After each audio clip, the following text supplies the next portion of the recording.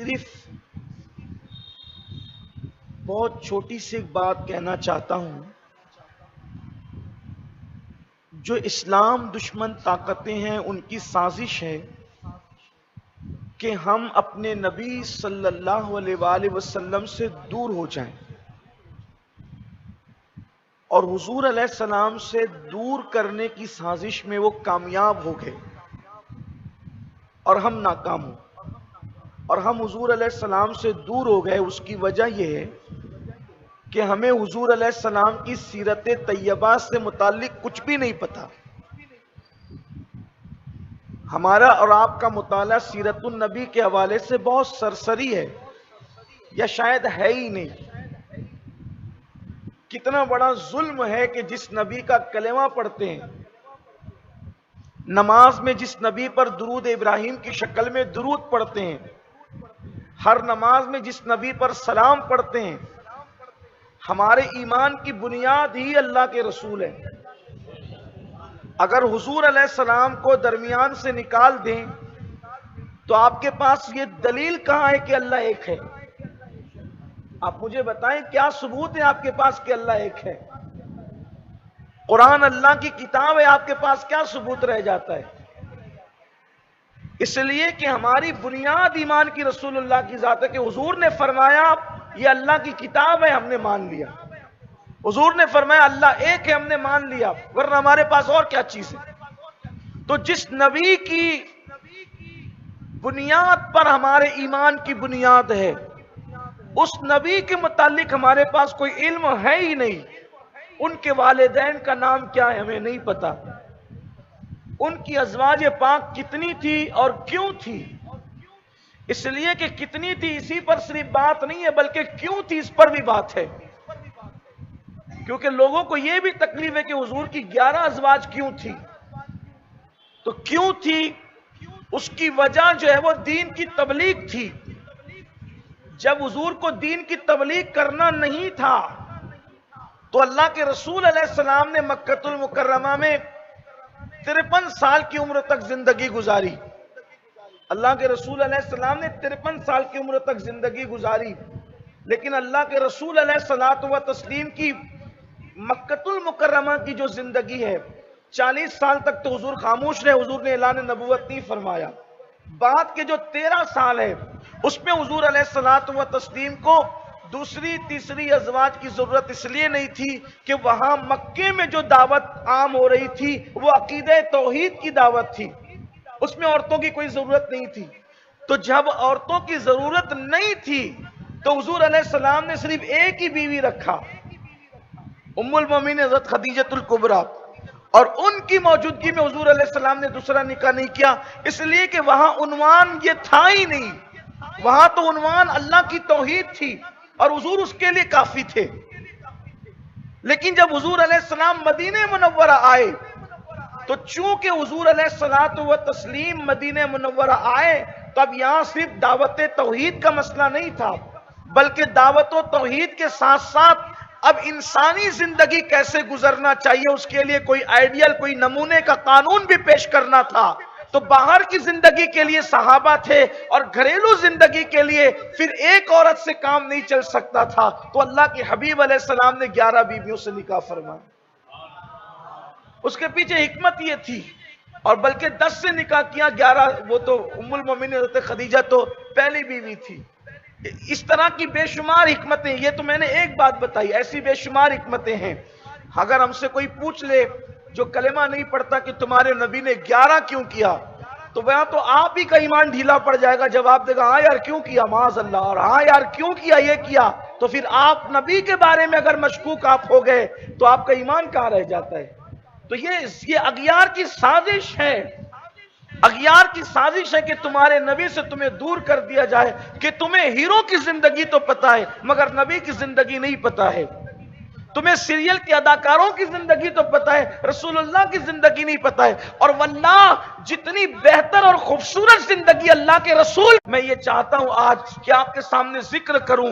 ایک روایت کے مطابق حضور علیہ السلام کی 6 اولادیں تھی، جس میں سے 2 بیٹے تھے اور 4 بیٹیاں تھی۔ یہ ہمیں یاد رکھنا چاہیے۔ حضور کے دونوں بیٹے بچپن میں فوت ہو گئے، وصال فرما گئے، اور حضور علیہ السلام کی 4 بیٹیاں تھی، جس میں سے حضور علیہ السلام کی 3 بیٹیاں، ان کی شادیاں بھی ہوئی اور وہ حضور علیہ السلام کی ظاہری حیاتی میں پردہ فرما گئی۔ حضور علیہ السلام کی ایک بیٹی بچی تھی، سیدہ فاطمہ الزہرا رضی اللہ تعالیٰ عنہا، انہوں نے بھی حضور علیہ السلام کے 6 مہینے کے بعد پردہ فرمایا۔ حضور کے متعلق معلومات حاصل کرو، حضور علیہ السلام کی سیرت طیبہ پڑھو۔ بہرحال تو آج میں حضور علیہ الصلوۃ والتسلیم کے حوالے سے گفتگو کرنا چاہتا ہوں، حضور علیہ السلام کے اخلاق سے متعلق، حضور علیہ السلام کے اخلاق کریمانہ سے متعلق۔ دیکھیے، کسی انسان کے اندر اگر ایک خوبی ہوتی ہے تو کسی میں 2 ہوتی ہے، کسی میں 3 ہوتی ہے، کسی میں 4 ہوتی ہے۔ خوبیاں جیسے جیسے بڑھتی جاتی ہے ویسے ویسے انسان سے عقیدت بڑھتی جاتی ہے۔ لیکن انسان کے اندر خوبی ہوتی ہے تو خوبی کے ساتھ انسان میں خرابی بھی ہوتی ہے۔ جیسے مثال کے طور پہ زید بہت اچھا مقرر خطیب ہے، ایک خوبی ہے، لیکن وہ چڑچڑا بھی ہے، یہ خرابی ہے نا۔ اسی طریقے سے زید خطیب بھی ہے، عالم بھی ہے، 2 خوبی ہو گئی، لیکن وہ چڑچڑا بھی ہے اور وہ بد اخلاق بھی ہے، 2 خرابی ہو گئی، ہے نا۔ اسی طریقے سے خوبیاں 10 ہوتی ہے، خرابی 1 ہوتی ہے، کبھی 2 ہوتی ہے، کبھی 1-2 خوبی ہوتی ہے، 10-12 خرابیاں ہوتی ہے۔ یہ ہر انسان کا معاملہ ہے۔ کسی بھی انسان کو آپ کائنات میں بے عیب نہیں دیکھیں گے کہ اس کے اندر صرف خوبی اور کوئی خرابی نہ ہو۔ اگر وہ ذات ہے تو میرے اور آپ کے آقا مصطفیٰ جان رحمت کی ذات، اللہ نے ان کے اندر صرف خوبی ہی خوبی رکھی ہے، ان میں کوئی خرابی کا تصور نہیں ہے۔ یہ صحابہ کہتے ہیں، یہ امت کا عقیدہ ہے، اور یہ قرآن نے بھی کہا، یہ حدیث نے بھی کہا۔ حضرت حسان بن ثابت کہتے ہیں، وَأَحْسَنُ مِنْكَ لَمْ تَرَ قَطُّ عَيْنِي وَأَجْمَلُ مِنْكَ لَمْ تَلِدِ النِّسَاءُ خُلِقْتَ مُبَرَّعًا مِنْ كُلِّ عَيْبٍ كَأَنَّكَ قَدْ خُلِقْتَ كَمَا تَشَاءُ۔ یا رسول اللہ صلی اللہ علیہ وآلہ وسلم، میں نے آپ جیسا حسن والا، آپ جیسا خوبصورت کسی کو دیکھا ہی نہیں۔ یا رسول اللہ، میری آنکھیں کیا دیکھتی، کسی ماں کی گود میں آپ جیسا خوبصورت بچہ پیدا ہی نہیں ہوا۔ یا رسول اللہ، اللہ نے ہر عیب سے پاک آپ کو پیدا فرمایا۔ خلقت مبرعا من کل عیب، آپ کو ہر عیب سے پاک اللہ نے پیدا فرمایا۔ کأنک قد خلقت کما تشاء، اور آپ جیسا بننا چاہتے تھے گویا کہ اللہ نے آپ کو آپ کی مرضی کے مطابق پیدا فرمایا۔ حضور کی خوبیاں ہی خوبیاں ہیں، خوبصورت ایسے ان جیسا خوبصورت کوئی نہیں، عالم ایسے ان جیسا علم والا کوئی نہیں، متقی ایسے ان جیسے تقوی والا کوئی نہیں، جمال والے ایسے ان جیسا صاحب جمال کوئی نہیں، کمال والے ایسے ان جیسا صاحب کمال کوئی نہیں۔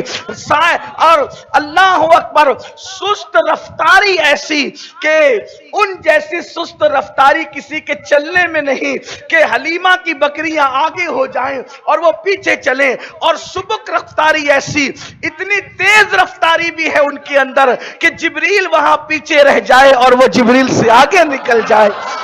آپ اندازہ کریں کہ وہ کبھی دھیرے چلے تو حلیمہ کی بکریاں آگے نکل جائیں، اور اگر وہ تیز چلنے پر آ جائیں تو پھر معاملہ یہ ہو کہ وہ کہتے ہیں، امام اہل سنت بہت خوبصورت انداز میں کہتے ہیں کہ کہاں وہ دامن کہاں وہ پہلو، کہاں وہ دامن کہاں وہ پہلو، رکاب چھوٹی امید ٹوٹی، نگاہ حسرت کے ولولے تھے۔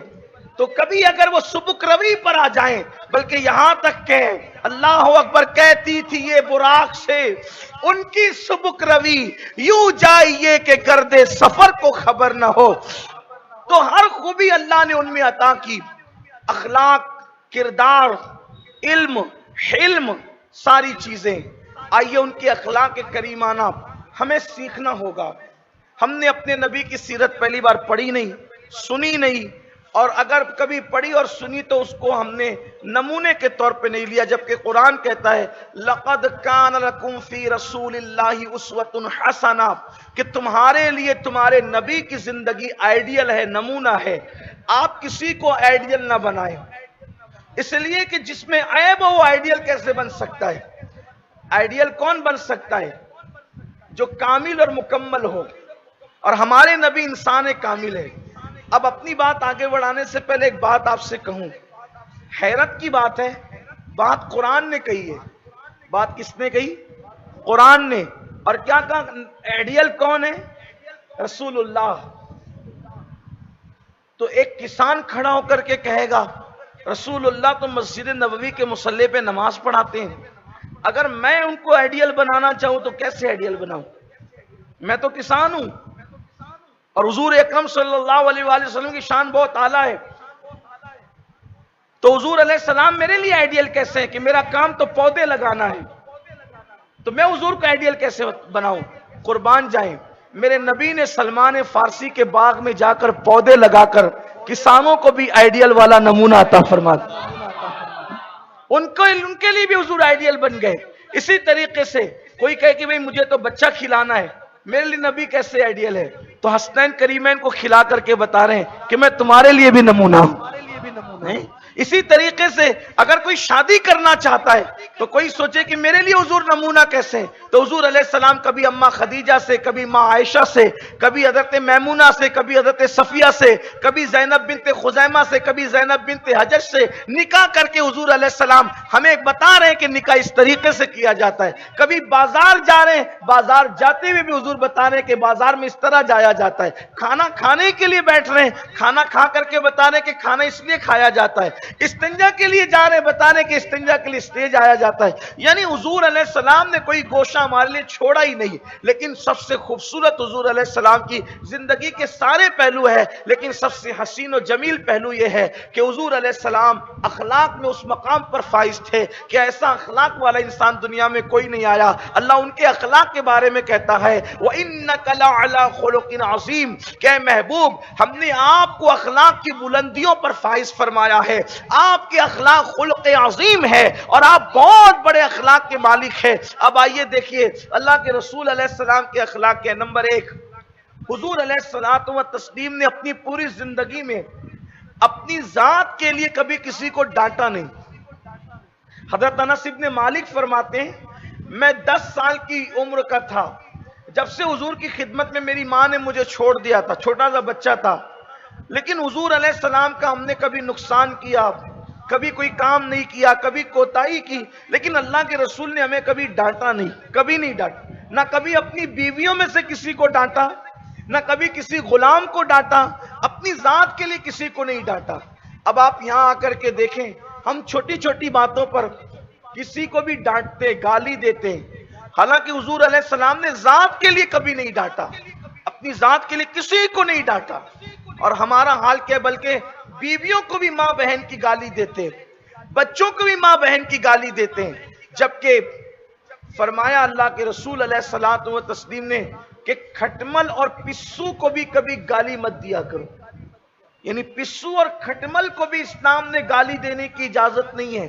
تو جب کھٹمل اور پسو کو بھی گالی دینے کی اجازت نہیں ہے تو پھر بیوی کو، وہ بھی ماں بہن کی مغلظات، اپنے بچوں کو، اپنی بیٹیوں کو، اپنے گھر والوں کو، اپنے پڑوسیوں کو، اپنے دوستوں کو، اپنے یاروں کو ہم ماں بہن کی گالیاں کیوں دیتے ہیں؟ اس کا وبال کیا ہے؟ جس کی زبان پر دنیا میں گالی ہوگی، مرتے وقت اس کی زبان پر کلمہ نہیں آئے گا، مرتے وقت اس کی زبان پہ کلمہ نہیں آئے گا۔ لوگ دعا کرتے ہیں اللہ مرتے وقت ہمیں کلمہ نصیب فرما، کلمہ اسی کی زبان پر ہے جس کی زبان پر کبھی گالی نہیں آئی۔ جو دنیا میں گالی دیتا رہا اس کی زبان پہ مرتے وقت کلمہ نہیں آئے گا۔ تو اللہ کے حبیب علیہ الصلوۃ والتسلیم کے اخلاق کریمانہ میں سے یہ، حضور اپنی ذات کے لیے کبھی کسی سے ناراض نہیں ہوئے، کسی کو ڈانٹا نہیں۔ دوسری بات یہ ہے کہ پورے لوگ جو حضور علیہ السلام کو جانتے تھے، تمام لوگ، ان کو پتا تھا کہ حضور علیہ السلام اپنی ذات کے لیے کبھی کسی سے کوئی بدلہ نہیں لیتے، اپنی ذات کے لیے حضور نے کبھی کسی سے کوئی بدلہ نہیں لیا۔ اللہ نے قرآن میں فرمایا خذ العفو، ان کو معاف کرو۔ تو جب یہ آیت نازل ہوئی تو اللہ کے رسول علیہ السلام نے جبریل سے پوچھا، اے جبریل اس کا معنی کیا ہے؟ خذ العفو کا معنی کیا ہے کہ ان کو معاف کرو؟ جبریل اس کا معنی کیا ہے؟ تو جبریل نے کہا یا رسول اللہ میں اللہ سے پوچھ کر عرض کرتا ہوں۔ جبریل گئے اللہ کی بارگاہ میں، یعنی اپنے مقام پر سدرہ گئے، اور جانے کے بعد اللہ سے پوچھا تو واپس آ کر کے بتایا کہ اللہ فرماتا ہے خذ العفو کا معنی یہ ہے کہ جو تم سے دور بھاگے تم اس کے قریب جاؤ۔ حضور کے اخلاق پر دیکھو کیسے وہ روشنی پڑتی ہے قرآن مقدس کے اندر، کہ جو آپ سے دور بھاگے تم اس کے قریب جاؤ۔ حضور کو کہا جا رہا ہے، یعنی یہ نہیں کہ کوئی تم سے ایک قدم دور ہو جائے تو تم اس سے 4 قدم دور ہو جاؤ، ایسا نہیں۔ اگر کوئی تم سے کٹے تو تم اس سے کٹنے لگ جاؤ، ایسا نہیں۔ یہ حضور علیہ السلام کی اخلاق ہے۔ یہ قرآن مقدس میں اللہ تبارک و تعالی ہمیں رہنمائی فرما رہا ہے کہ محبوب سے کہا گیا کہ کوئی تم سے دور بھاگے تو تم اس کے قریب جاؤ، نمبر 1۔ دوسری بات، جو تم کو محروم کرے تم اس کو عطا کرو۔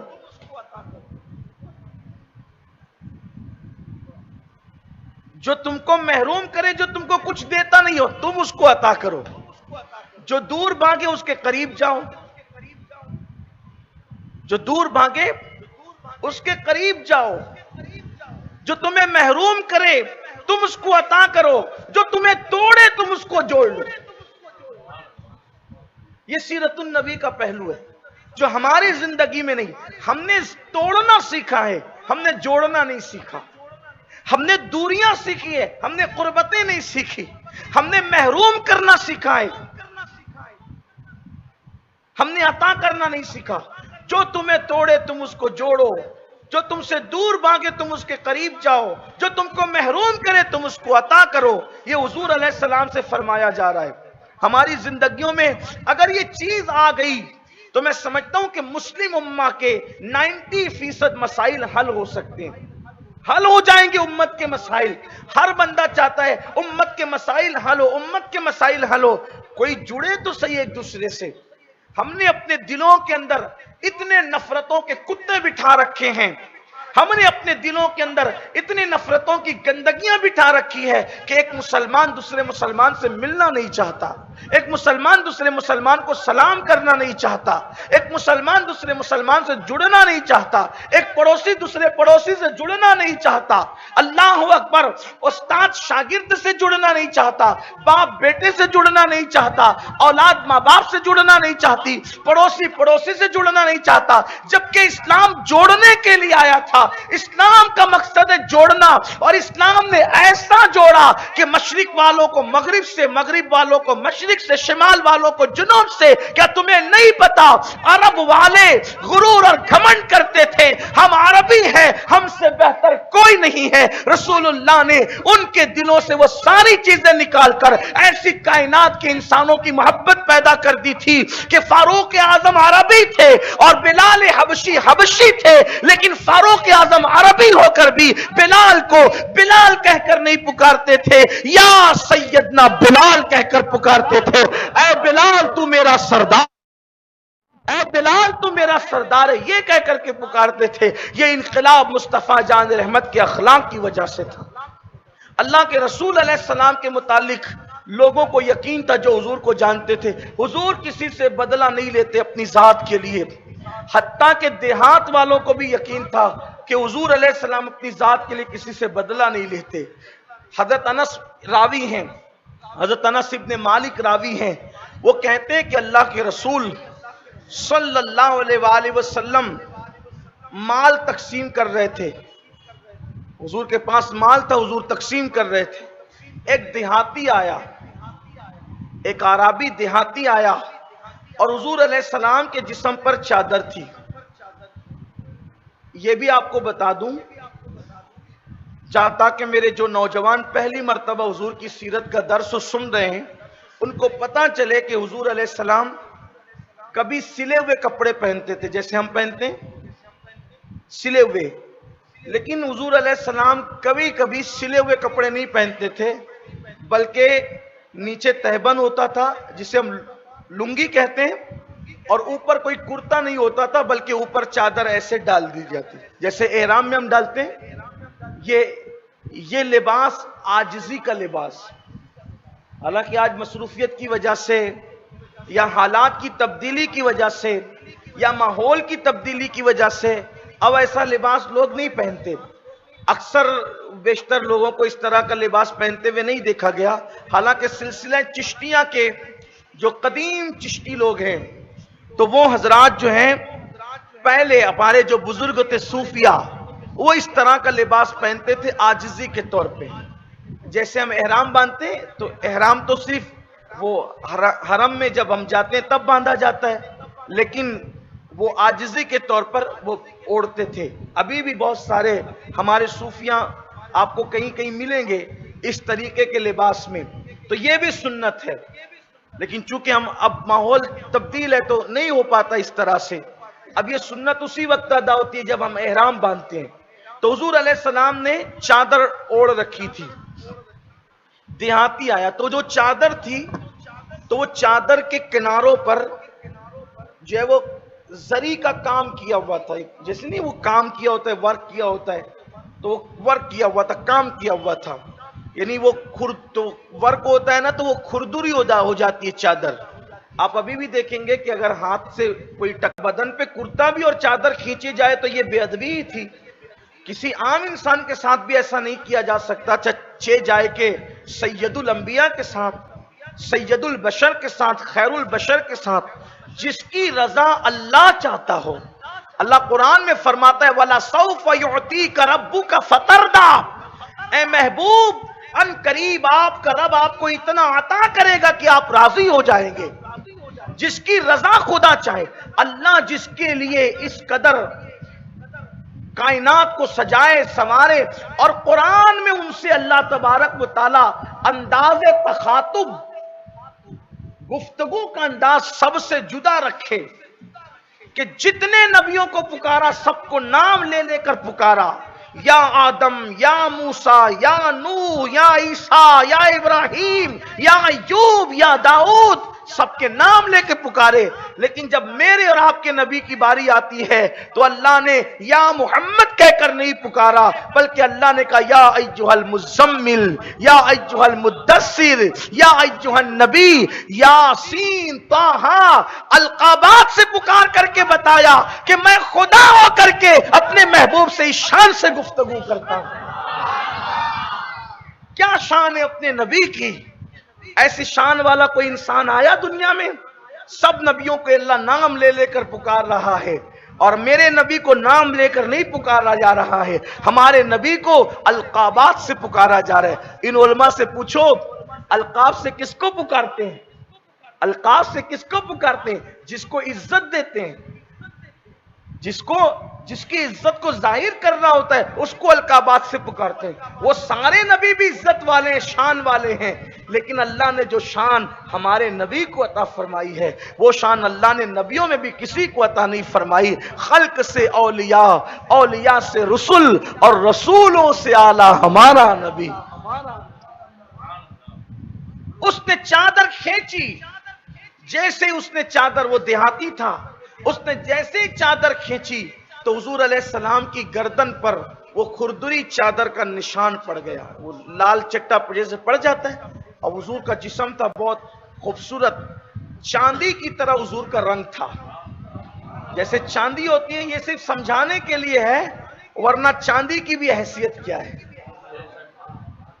ان کے قدموں کی خیرات ہے سونا اور چاندی، تو لیکن صرف سمجھانے کے لیے بدن بڑا چمکدار تھا۔ میرے امام کہتے ہیں جس سے تاریک دل جگمگانے لگے، جس سے تاریک کہتے ہیں اندھیرے کو، تاریکی اندھیرا، جس سے تاریک دل جگمگانے لگے اس چمک والی رنگت پہ لاکھوں سلام۔